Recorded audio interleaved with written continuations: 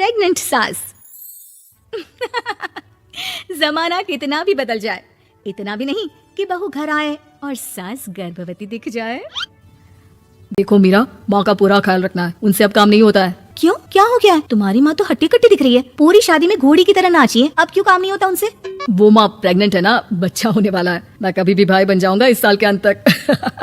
क्या बोल रहे हो? वो सर पर हाथ रखकर बैठ जाती है। यार पहले क्यों नहीं बताया? कैसा मजाक है ये? झूठ बोल रहे हो ना? हाँ झूठ बोल रहे हो ना? तभी ससुर की आवाज आती है। बहू पानी गर्म कर दे, तेरी सास को दवाई देनी है। समय पर दवाई ना दी तो परेशानी हो जाएगी। और हाँ, जरा काजू पीसकर दूध में मिलाकर ले आना। तेरी सास खुद से तो अपनी संभाल करेगी नहीं। हे भगवान, ये मैं क्या सुन रही हूँ? ये ससुर जी को क्या हो गया है? मैं क्या सोच कर आई थी? हाय रे, मैं तो किसी को मुंह भी नहीं दिखा पाऊंगी। अब ये रोना धोना बाद में करना, पहले गर्म पानी कर दो। माँ को दवाई देनी होगी।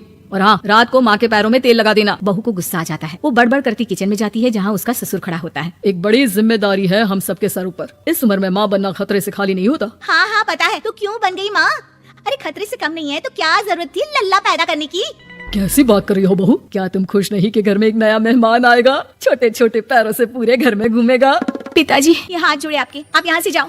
ये शायरी बाद में बताना, अभी मैं पानी गर्म करके थर्मस में दे देती हूँ। सारा दिन पिलाते रहो गर्म पानी। और हाँ, ये बच्चे की बात बार बार मुझसे कोई नहीं करेगा। बहू का पारा अब चढ़ा ही रहता था। वो काम तो सारा करती, लेकिन किलस किलस कर। मीरा सारे काम से फुर्सत पाकर बैठी होती है कि माँ का फोन आ जाता है। बेटा बहुत बड़ी जिम्मेदारी है तेरे सर पर, अच्छे से निभाना।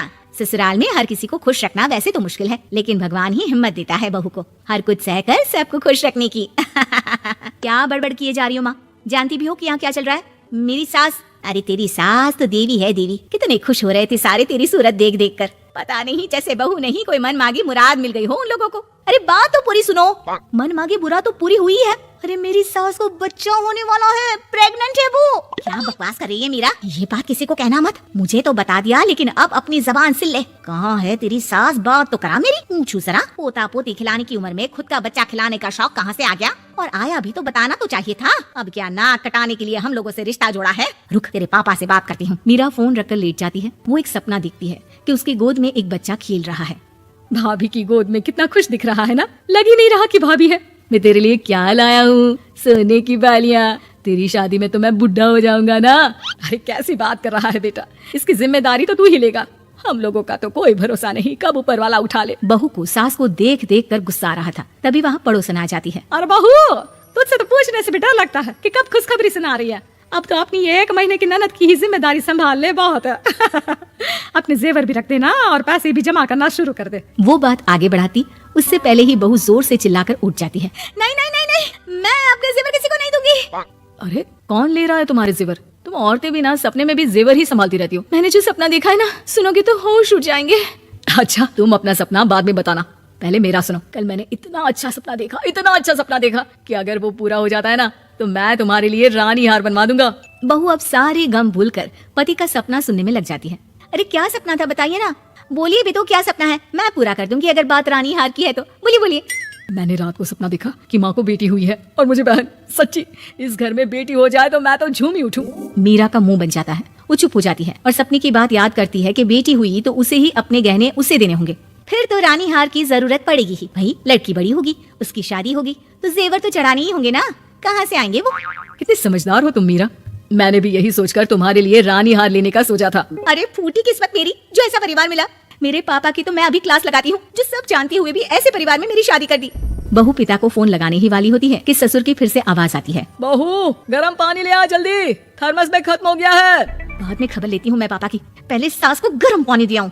बहू अभी किचन में काम कर ही रही थी कि मीरा के मम्मी पापा आ जाते हैं। वो हाथ में ढेर सारे फल लेकर आते हैं। मीरा के पिता मीरा के ससुर से कहते हैं, लीजिए भाई साहब ये फल रखिए, बहन जी को खिला दीजिएगा। वैसे कैसी है उनकी तबीयत? बस पता तो है आपको, ऐसे वक्त में जो होता है बस वही सब। मुझे तो सुनकर बहुत गुस्सा आया था, लेकिन चलिए भाग्य में जो है लिखा उसे कौन टाल सकता है। डॉक्टर को दिखाए? हाँ, बस डॉक्टर आने ही वाला है। अच्छा हुआ आप लोग भी आ गए। उतने में एक सुंदर सी लेडी डॉक्टर आती है। पेशेंट कौन है आप? अरे नहीं जी, मैं तो बहू हूँ इस घर की। मैं तो अभी सोच भी नहीं सकती पोता या पोती के बारे में, अभी तो मेरी सास ही। अरे चुप हो जाना, देख तो ले डॉक्टर है ये, किसी के भी सामने गुस्सा फोड़ देती है। डॉक्टर कमरे में जाती है और थोड़ी देर बाद बाहर आ जाती है। पीछे से सास भी निकल आती है। हे भगवान, इतना दुख तो किसी को भी ना दे जितना मुझे दिया है। देखिए बहन जी, आप लोगों को तो ये सोचना भी नहीं चाहिए था। वही तो मैं भी कह रही थी कि आप लोगों के लिए तो सोचना भी गुनाह है, लेकिन अब पछताए होत क्या जब चिड़िया चुग गई खेत। डॉक्टर वहाँ से चली जाती है। मैं माँ नहीं बन सकती, मैं प्रेग्नेंट भी नहीं हूँ। ये कैसे? तुम तो बोल रही थी कि अरे वो गैस का दर्द था और पेट भी गैस से फूल रहा था। डॉक्टर ने चूर्ण दे दिया है, गर्म पानी से फांकना है। मैं भी लाती हूँ गर्म पानी। अरे मैं तो गीजर ही लगा देती हूँ। हाय रे, खुशी के मारे पागल ना हो जाओ।